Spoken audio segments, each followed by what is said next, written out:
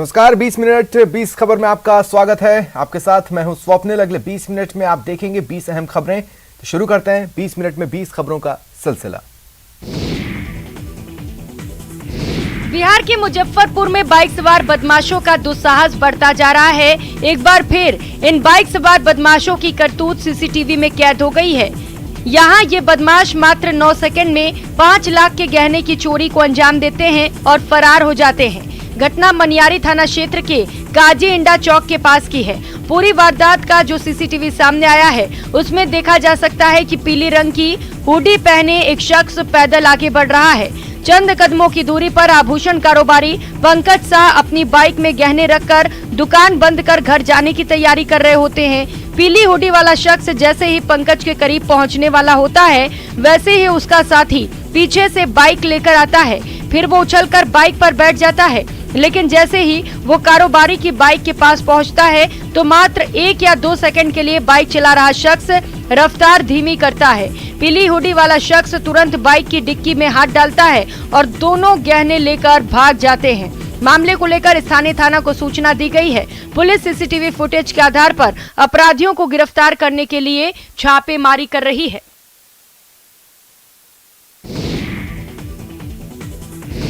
अगर आपके घर के आंगन में भी कुआं या पानी की टंकी है तो सावधान हो जाइए। ये कभी भी किसी हादसे को न्योता दे सकते हैं। इसी बीच मध्य प्रदेश के दमोह से रोंगटे खड़े कर देने वाला एक सीसीटीवी फुटेज सामने आया है। दरअसल एक 7 साल का बच्चा खेलने के दौरान 40 फीट गहरे कुएं में गिर गया। राहत की बात ये रही कि घटना के वक्त बच्चे का एक दोस्त वहीं खेल रहा था। उसने बच्चे को कुएं में गिरता देख लिया, जिसके बाद आनन फानन में कुएं में रस्सी डालकर बच्चे को बचा लिया गया। घटना के सीसीटीवी में देखा जा सकता है कि घर के आंगन में 2 बच्चे खेल रहे हैं। तभी खेलते समय एक बच्चा 40 फीट गहरे कुएं में गिर जाता है। दूसरा बच्चा वहीं पर साइकिल चला रहा होता है। वे अपने दोस्त को कुएं में गिरता देख लेता है और जल्दी से अपने साथी की मदद के लिए दौड़ता है। वो कुएं में गिरने वाले बच्चे को बचाने के लिए तेज आवाज लगाता है। बच्चों की चीख पुकार सुनकर परिजन घर से बाहर दौड़ते हैं। तुरंत बच्चे को बचाने के लिए कुएं में रस्सी फेंकी जाती है और बच्चे को बचा लिया जाता है। अच्छी बात यह है कि बच्चा पूरी तरह सुरक्षित है और उसे कोई चोट नहीं आई है।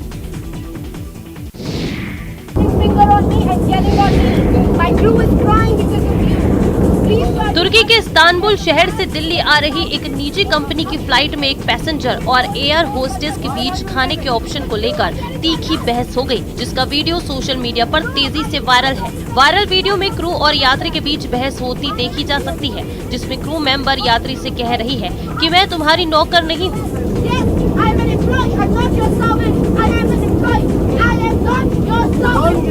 सोशल मीडिया पर लोग इस वायरल वीडियो पर अलग अलग तरह के रिएक्शन दे रहे हैं। हालांकि DGCA ने इस मामले का संज्ञान लिया है। बता दें कि सोशल मीडिया पर वायरल वीडियो में दिख रही फ्लाइट की घटना बीते 16 दिसंबर की है। वायरल वीडियो में विमान यात्री और एयर होस्टेस के बीच तीखी बहस होती दिख रही है। इस घटना पर रिएक्शन देते हुए एयरलाइन ने एक बयान में कहा कि वो मामले पर गौर कर रहा है। बहस का वायरल वीडियो करीब 1 मिनट का है। वीडियो में यात्री को एयर होस्टेस से कहते हुए सुना जा सकता है कि आप चिल्ला क्यों रही हैं? चुप हो जाओ। दोनों के बीच बहस का ये वीडियो फ्लाइट में मौजूद किसी दूसरे यात्री ने बना लिया और बाद में सोशल मीडिया पर अपलोड कर दिया।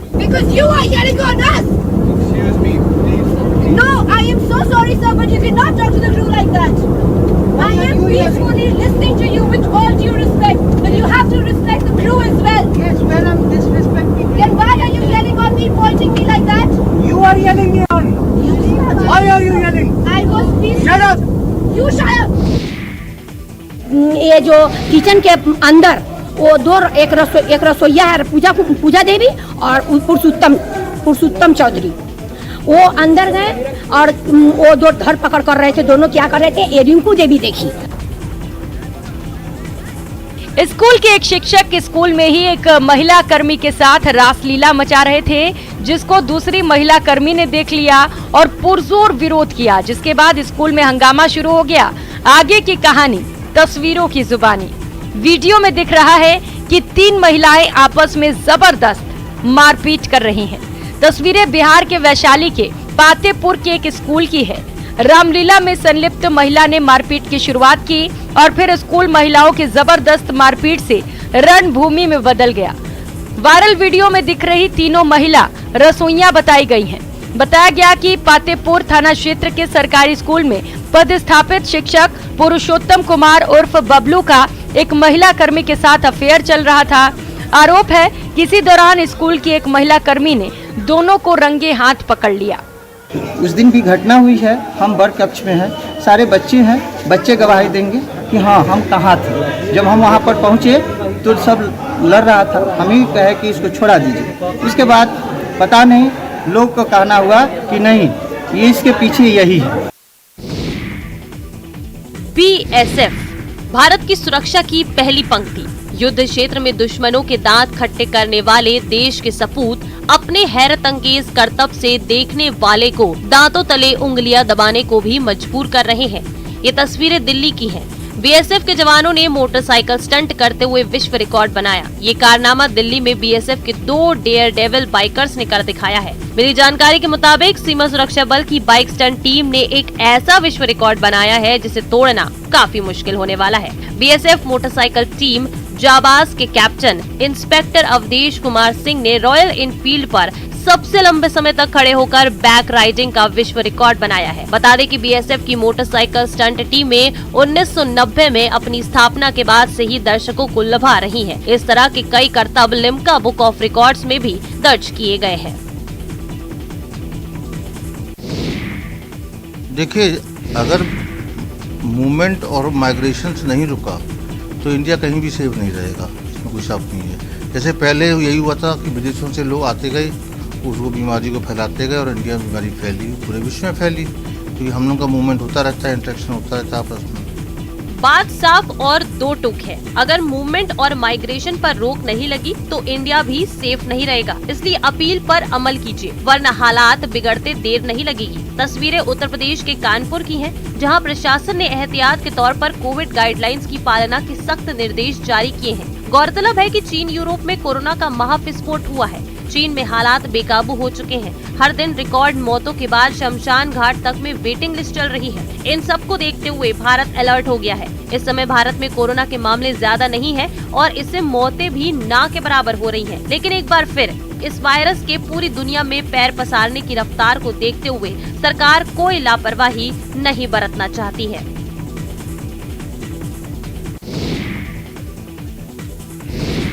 सर्दियों में गुनगुनी धूप का आनंद भला किसे अच्छा नहीं लगता। आंगन में लेटकर जाड़ों की नर्म धूप लेने का सुकून शब्दों में बयान नहीं किया जा सकता। लेकिन यहाँ किस्सा दूसरा है। जैसलमेर जिले के समस्त सरकारी कर्मचारियों के जीपीएफ का लेखा जोखा रखने वाले कर्मचारियों पर मौत मंडरा रही है। भयभीत कर्मचारियों को अब ऑफिस से बाहर बैठकर काम करना पड़ रहा है। अब वजह समझिए। दरअसल जिले की जीपीएफ ऑफिस की बिल्डिंग जर्जर हो चुकी है। दीवारों में बड़ी बड़ी दरारें आ गई हैं। छत से प्लास्टर उखड़ रहा है। पिछले दिनों एक कर्मचारी की कंप्यूटर टेबल पर छत से प्लास्टर गिर गया। गनीमत रही कि प्लास्टर कर्मचारी के सिर पर नहीं गिरा। 2022 के अंदर इस ऑफिस को पीडब्ल्यूडी ने नकारा घोषित कर रखा है। लगभग आज से 4 से 5 महीने हो गए। उसके बावजूद उन्होंने ये कहा था कि इस बिल्डिंग को जल्द से जल्द खाली किया जाना चाहिए। इस स्थिति इस बिल्डिंग की बहुत ज़्यादा जर्जर है, जिसके कारण उन्होंने इसको संज्ञान में लेते हुए कहा था कि इसको जल्दी खाली करके आप एक दूसरे भवन में, नए भवन में शिफ्ट हों। बिहार के मुंगेर के टेटिया बम्बर प्रखंड क्षेत्र में धौरी पंचायत का वार्ड नंबर 10 मांझी टोला आज जनप्रतिनिधियों के रवैये के कारण उपेक्षित है। आलम यह है कि आज से 2 साल पहले पूर्व मुखिया ने यहां ग्रामीणों को शुद्ध पेयजल उपलब्ध कराने के लिए समरसेबल लगवाने के लिए डीप बोरिंग करवाया था। लेकिन विडंबना ये है कि इस बोरिंग में आज तक समरसेबल नहीं लगा और न ही मांझी टोला के ग्रामीणों को इससे एक बूंद पानी ही नसीब हुआ। ग्रामीणों ने कहा कि इस वार्ड में 25 घर हैं, जिसके लिए मात्र एक हैंडपंप है जो गर्मी के दिनों में सूख जाता है। इस वजह से पानी लाने के लिए काफी दूर तक जाना पड़ता है। वहीं इस मामले में वर्तमान वार्ड सदस्य ने बताया कि 2 साल पहले पूर्व मुखिया और वार्ड सदस्य ने ये बोरिंग करवाया था ताकि यहाँ के लोगों को सप्लाई वाटर मिल सके, पर सिर्फ बोरिंग ही करवाया और योजना के 9 लाख की निकासी कर ली गई। यहाँ आज तक सिर्फ गड्ढा ही है, उसमें समरसेबल लगवाने के लिए कोई पहल नहीं की गई है। उत्तराखंड के पहाड़ों पर न्यू ईयर और क्रिसमस से पहले होटलों में बुकिंग फुल है। पर्यटक भी चमोली पहुंच रहे हैं और सुनहरी वादियों का दीदार कर रहे हैं, लेकिन सभी को बर्फबारी का इंतजार है। पिछली बर्फ़ देखने आए थे और वैसे तो मनाली और गैंगटॉक भी घूम आए, बट बर्फ़ देखने आए थे, वो चीज़ नहीं मिली है। नेक्स्ट ट्रिप जरूर बनाएंगे दोबारा। चमोली के सभी हिल स्टेशनों पर सुबह शाम के तापमान में गिरावट दर्ज की जा रही है। पहाड़ों पर कड़ाके की ठंड पड़ रही है। बुकिंग तो लगभग 24-25 से लगभग 2-3 तारीख तक है बुकिंग, लेकिन बर्फबारी न होने के कारण कुछ बुकिंग कैंसिल भी हो रही है। क्रिसमस और नए साल को लेकर होटल संचालक भी तैयारियां कर रहे हैं, लेकिन पहाड़ों पर नवंबर महीने से अभी तक बर्फबारी नहीं होने से होटल संचालकों को चिंता भी होने लगी है। दिसंबर के 21 दिन गुजर जाने के बावजूद इस बार उत्तराखंड की हर्षिल घाटी में बर्फबारी नहीं हुई है। सूखी ठंड से जीना दूभर हो गया है। जी हाँ, बर्फबारी नहीं होने से मुश्किलें बढ़ गई हैं। सूखी ठंड पड़ने से जनजीवन अस्त व्यस्त हो गया है। ठंड से पानी जमने लगा है। लंबे समय से बारिश नहीं होने से कोरी ठंड के चलते छोटे बच्चे और बुजुर्ग सबसे ज्यादा बीमार हो रहे हैं। मौसम में परिवर्तन का असर फसलों पर भी पड़ रहा है। हाल तो यह है कि भीषण ठंड के कारण डबरानी से लेकर गंगोत्री तक कई झरने और नाले जम चुके हैं। गंगोत्री क्षेत्र में भागीरथी के जिस हिस्से में पानी का बहाव कम है, वहां गंगा के दोनों किनारों पर पानी भी पाले के रूप ले रहा है। धराली के निकट साथ क्षेत्र के ताल के भी अधिकांश हिस्से जम चुके हैं। हर्षिल, धराली, झाला, गंगोत्री पहुंचकर पर्यटक इन नजारों का आनंद ले रहे हैं। वहीं चमोली जिले के नीति घाटी के मलारी बंपा गांव में कड़ाके की ठंड के चलते नदी नाले जमने लगे हैं, जिससे निचले इलाकों में भी ठंड बढ़ गई है। ये तैयारी आपदा के समय लोगों की जान बचाने की है, उन्हें मौत के मुंह से निकालने की है। तस्वीरें हिमाचल प्रदेश के लाहौल स्पीति की हैं।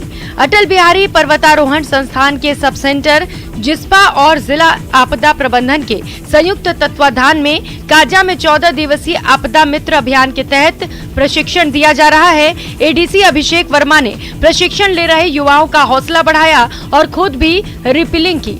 इस शिविर में 60 युवाओं को प्रशिक्षण दिया जा रहा है ताकि आपदा के समय युवाओं की सहायता लेकर रेस्क्यू कार्य को आसानी से सफल किया जा सके।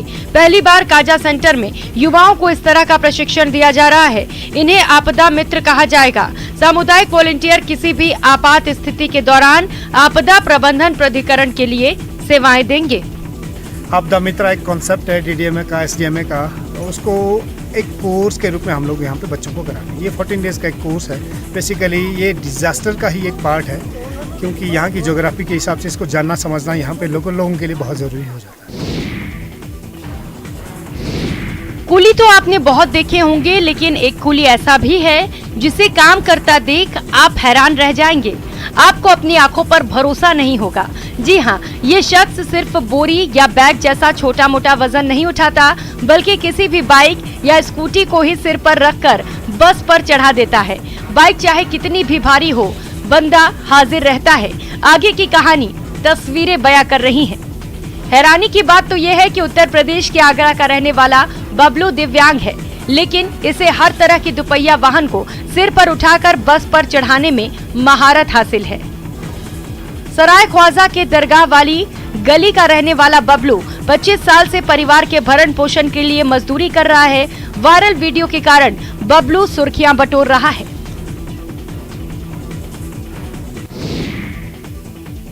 ऊर्जा क्षेत्र में असीम संभावना और भविष्य की जरूरतों को देखते हुए उत्तराखंड सरकार अब एनर्जी जनरेशन पर फोकस कर रही है। इसी के तहत सरकार नई सोलर पावर पॉलिसी लाने जा रही है। सभी तैयारियां पूरी हो चुकी हैं। टारगेट है सूरज की गर्मी से ही 2000 मेगावाट बिजली उत्पादन करने का। पॉलिसी की लॉन्चिंग के लिए भी खास दिन चुना गया है और वो है मकर संक्रांति।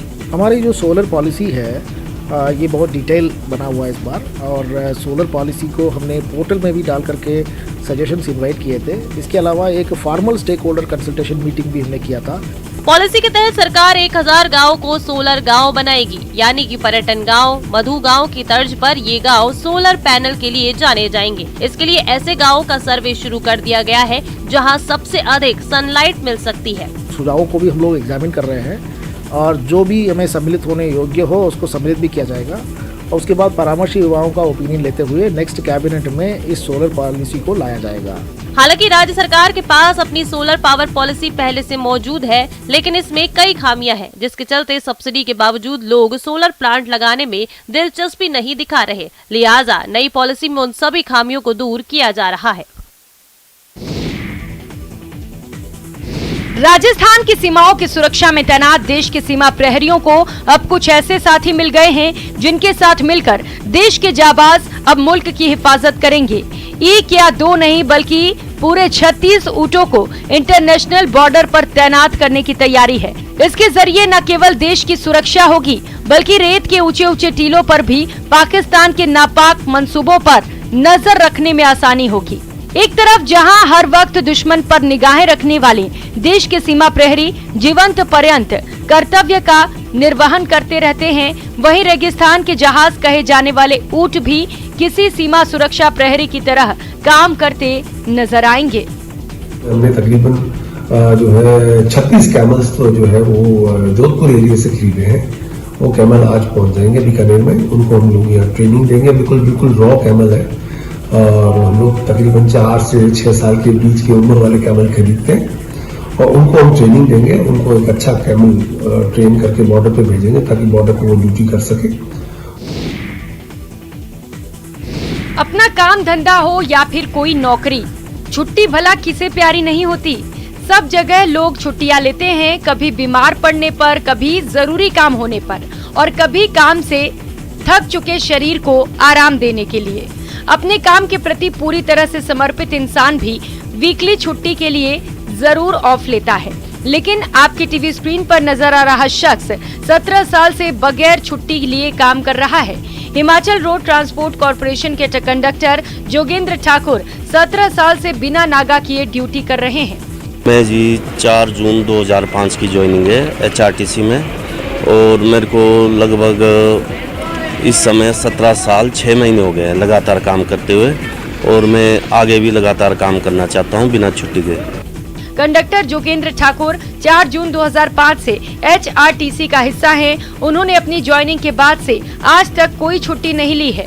HRTC नाहन डिपो में जब इनका रिकॉर्ड देखा गया तो उसमें पाया गया कि इन्होंने आज तक एक भी छुट्टी नहीं ली है। कदम छोटे हैं लेकिन इरादे बेहद मजबूत। तभी 4 साल की इस मासूम को देखकर एक से एक संत महात्मा भी नतमस्तक हो जाते हैं।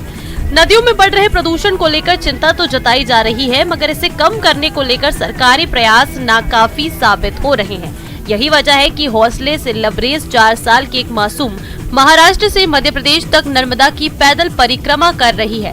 पर्यावरण संरक्षण समेत नदियों को साफ रखने का संदेश भी दे रही है। मासूम राजेश्वर गिरी 25 किलोमीटर रोज पैदल चलती है। नन्हे कदमों को परिक्रमा पथ की पथरीली और कंटीली पगडंडी भी नहीं डिगा पा रही है। 12 अक्टूबर से चल रही राजेश्वरी की यात्रा में कई मुश्किल पड़ाव आए हैं, लेकिन ना तो वो थकी है और ना मौसम से हारी। अब तक वो 100 किलोमीटर की यात्रा अपने परिवार वालों के साथ पूरी कर चुकी है। यात्रा के दौरान जो भी राजेश्वरी से मिलता है वो उसके जज्बे को देख नतमस्तक हो जाता है।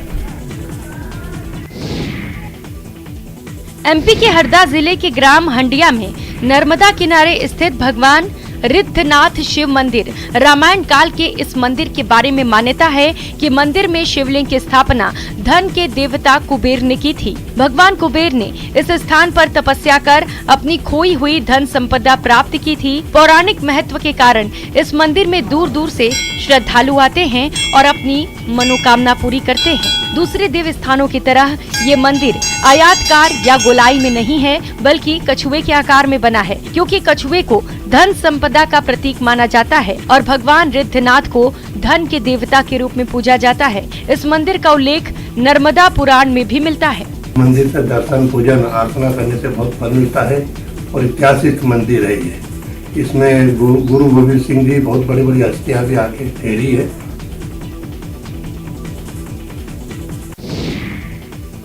बंगाल की मुख्यमंत्री ममता बनर्जी ने कोलकाता स्थित पार्क स्ट्रीट में कोलकाता क्रिसमस महोत्सव का उद्घाटन किया। इस कार्यक्रम में शिरकत करते हुए सीएम ममता ने कहा कि बंगाल में हम लोगों को बांटते नहीं बल्कि जोड़ते हैं। ममता बनर्जी ने कहा कि बंगाल एक ऐसा स्थान है जहां लोग विभिन्न धर्मों का पालन करते हैं, लेकिन त्योहार एक साथ मनाते हैं। सभी समुदाय के लोगों से क्रिसमस समारोह में हिस्सा लेने का आग्रह करते हुए ममता बनर्जी ने कहा कि पश्चिम बंगाल एक ऐसा राज्य है जहां लोग अपनी धार्मिक पहचान के आधार पर बटे नहीं हैं। मुख्यमंत्री ममता बनर्जी ने कहा, हर साल की तरह पूरे राज्य में क्रिसमस मनाया जाएगा, झाड़ग्राम से लेकर बंडेल तक हर जिले में। पूरे देश की तरह तमिलनाडु का रामेश्वरम भी क्रिसमस के रंग में रंगने लगा है। क्रिसमस पर बड़ा दिन मनाने के लिए बाजार सजकर तैयार हो गए हैं। बेकरी की दुकानों पर भी केक की मांग आने लगी है। बढ़ती महंगाई का असर क्रिसमस पर भी दिखाई दे रहा है। सांता क्लॉज की ड्रेस, केक, क्रिसमस ट्री के दामों में इजाफा हुआ है। मसीही परिवारों के लोगों के घरों में रंगाई पुताई का काम जारी है। चर्च में भी तैयारियां जोरों पर हैं। क्रिसमस का पर्व नजदीक आते ही नगर के बाजारों में चहल पहल बढ़ने लगी है। दुकानों में क्रिसमस ट्री, सांता क्लॉज की ड्रेसेस सजाई गई हैं। वहीं बाजार में सांता क्लॉज की ड्रेस, क्रिसमस ट्री, केक की खरीदारी भी होनी शुरू हो गई है। ईसाई समुदाय के लोग क्रिसमस की तैयारी में दिलोजान से जुटे हैं। बेकरी दुकानों में अभी से क्रिसमस केक के ऑर्डर आने लगे हैं। केक में मिल रही वैरायटी भी लोगों को ललचा रही है।